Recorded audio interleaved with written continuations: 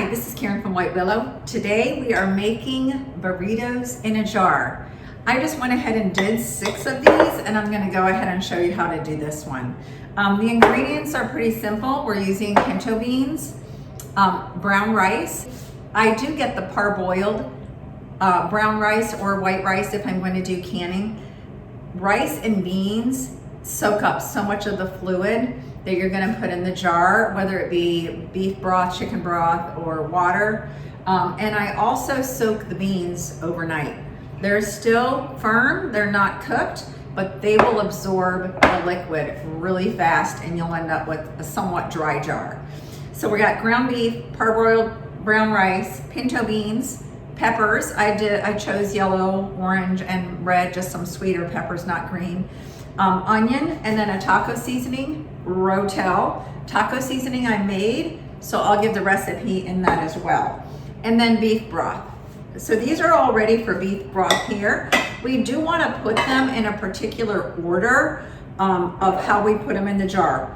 I don't know why. It's the way the recipe called for, and it's always been delicious, so here we go. The first thing we're going to add is a ½ cup of dry beans. And again, I did let these soak overnight, so they are a little bit softer. So I'm going to go ahead and put the ½ cup on the bottom. The next thing we're going to do is, where's my brown rice here? And my measuring cup. I need 1/8 of a cup of the brown rice. Now, this is a 1/4 measuring cup, so I'm going to use a little less. I'm going to go about half on that. So we have the pinto beans and the brown rice, the parboiled brown rice. We are going to go ahead and add a ½ cup of onion.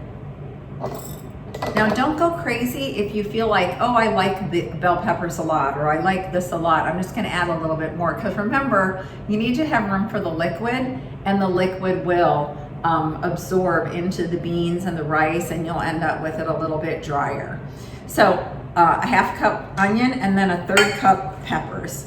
Now I cut a lot more peppers today because I am going to dehydrate these as well. But they are so pretty. I love the colors of the peppers in any jar. I'm going to go ahead and bring them a little closer to the jar.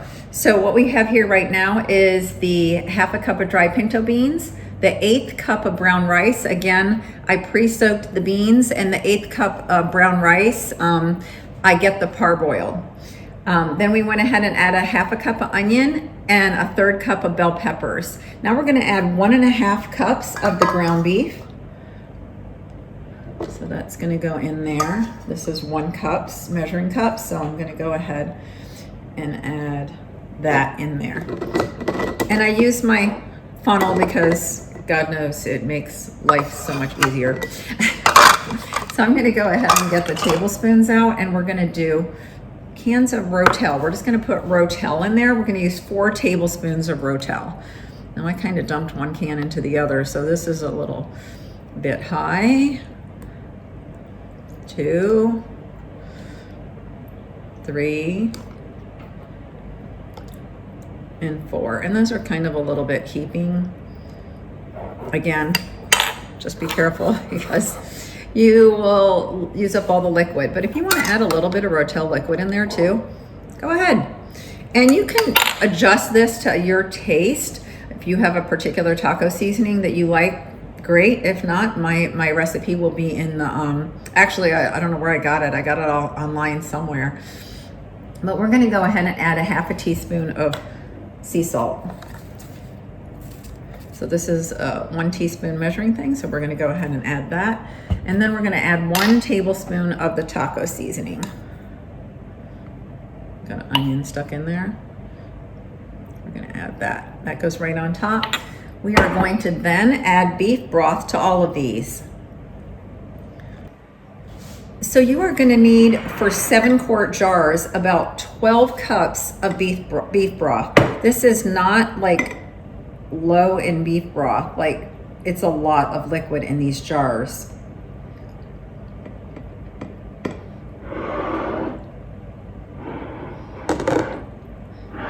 And you're gonna debubble these, so we're gonna go ahead and reduce that, and you're gonna actually have to add some more So this is actually the last of the 12 cups, so it might take a little bit more than the 12 cups. Even though it seems like it's rising here, once I debubble it, the liquid will go down and we'll have to add a little bit more. I am just gonna top these off a little bit, and you will see that they will go down once we start to debubble them. Let me get this little guy, this guy,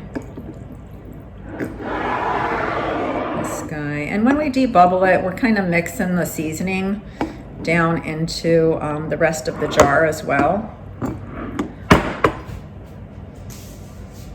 Here's my debubbler. If you buy a canning kit, it comes with like a funnel and a debubbler and the retriever, the jar retriever. So I already have my canner in the back here. I don't know if you can see the top of it. I have that going up, just sitting there with cold water in it, just room temperature water. I put about 2 quarts, a little less than 2 quarts, maybe a quart, 1 1/3, 3/4 quarts of water in the canner itself, and I put a little bit of white vinegar. Remember, the white vinegar is for to make sure the outside of the glass doesn't get cloudy. And you know, it may not be really crucially important, but I like the appearance of the outside of the glass looking clean, and then when I reuse it, I'm not thinking the glass is dirty. But anyway, the white vinegar is for that. I've heard you can use cream of tartar as well, if that would be your preference. And the main reason I think people use the cream of tartar instead is because the white vinegar tends to rust the bands, like the bands will get rusty. You know, I don't worry about these getting a little rusty because they hold the lid down. I really don't sweat it. I've never had a problem if I use a little bit of a rusty band. You take them off anyway at the end. So this one, the liquid's going down just a little bit. So we're just going along the side of the jar, getting all that debubbled, making sure they're all going to seal really well. Whoop. Escaped. And then since this has meat in it, we do the 90 minutes for the quart jars. If you were doing these in pints, you would do 75 minutes. There is a pint recipe for this as well, and I'll show that to you as well in the description. So I'm going to take the little bit that's left over with the ground beef and all and make something for dinner tonight. So these are all banded, fingertip tight. I have the lids on. You're going to go ahead and just take this little bit of white vinegar and you're going to wash this rim really good. And just make sure there's nothing on there that can break the seal. I'm going to go ahead and put the lid on and then the band on. Fingertip tight. You don't want to wrench this down. You just want fingertip tight. So if it's there, then you're good. Now we're going to go ahead and put these in the canner. Oh, don't forget to save your seeds for your garden. This is crucial for preppers. Okay? Seeds. I am just going to place each one of these in the jar. I don't know if you can see these. I might have added some green peppers next time just for color. So we're going to just keep throwing these in there. And these will be great for burritos. You could even put it like over salad or pasta or rice or whatever. It's got a little rice in it, but you always end up needing a little more rice at the end. Isn't that pretty? Okay, so this is my 23 quart Presto canner. It holds 7 quarts. Again, we just have a very little water in the bottom. We are just going to line these little arrows up. I don't know if you can see these little arrows here and here. That tells me where to put the lid. We're going to twist that on and I'm going to start it.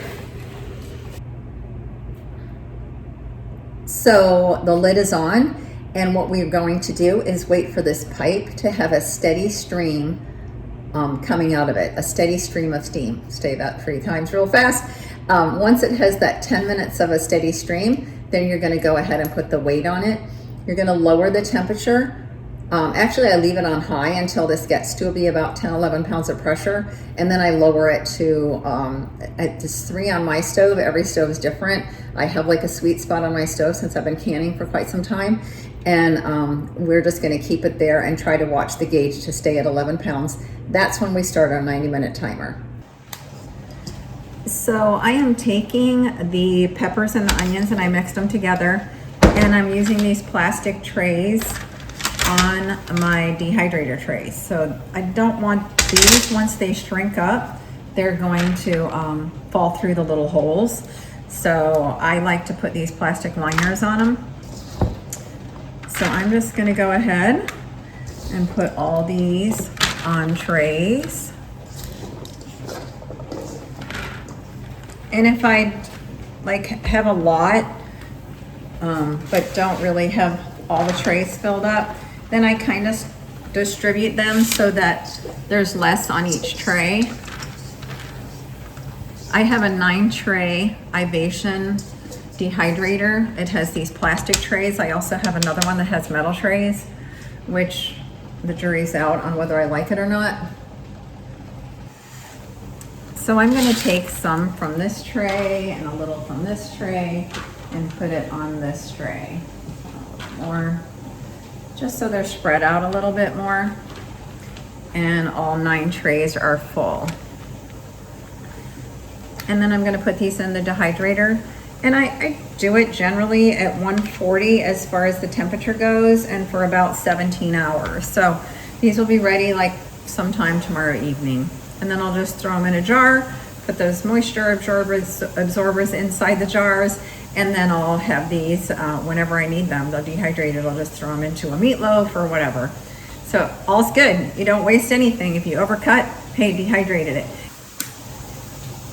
So whatever you do, if you have leftovers, I just dehydrate it. If I have bananas that are looking a little rough on the counter, I slice them up and dehydrate them. If the apples are starting to go, I'm like, okay, they've only got a couple more days left, I slice them up and I dehydrate them. So they're great snacks. These are even great snacks. I mean, you can literally just eat the little dried peppers for snacks as well. So anyway, these are going in the dehydrator, and then we'll go back to the canner. This is actually been steaming, steady stream. It has 6 minutes left on the steady stream, and then we'll go ahead and put the weight on it. So this has been steady streaming for 10 minutes. So I'm gonna go ahead and put this weight on it. Whoop, a little bit hot. So this weight is gonna change this pressure here, and then I'm gonna wait till it gets to 11 pounds of pressure, and then I'm gonna turn the heat down. So right now it's approaching 10 to 11 pounds of pressure. I'm gonna go ahead and turn my heat down, and I wanna keep it there. So if you're a new canner, you're gonna be watching this like a hawk for 90 minutes probably.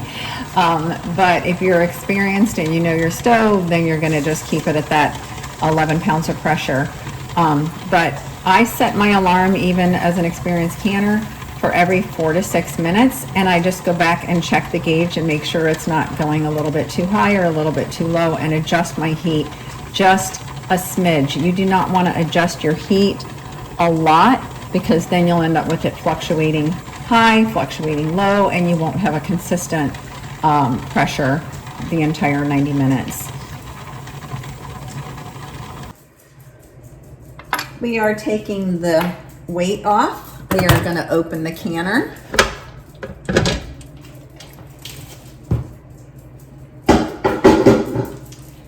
And we are, oh man, it smells good. We are taking these out, and oh baby, these are fantastic. So test your creativity in your canning recipes, and make sure you check out our other videos. Please like, share, and subscribe to this video. And as always, thank you for watching White Willow.